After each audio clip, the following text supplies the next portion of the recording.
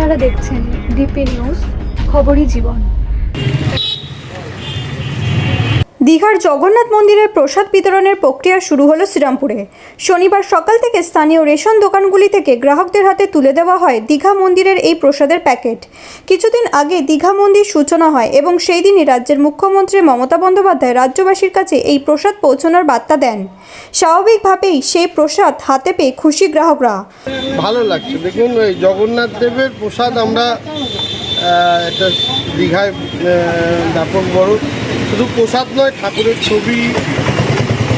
ছবি প্রসাদ, জগন্নাথ দেবের ভেতরে ছবি আছে, এই সবটাই পেয়েছি। খুব ভালো লাগছে। পরিবারের সবাই রেশন কার্ড দিয়ে এটা বিরাট এই গণবন্টনে এই প্রসাদ বিতরণ আমরা সারা বাংলাবাসীকে মমতা বন্দ্যোপাধ্যায় দিচ্ছেন আমাদের এই প্রসাদ।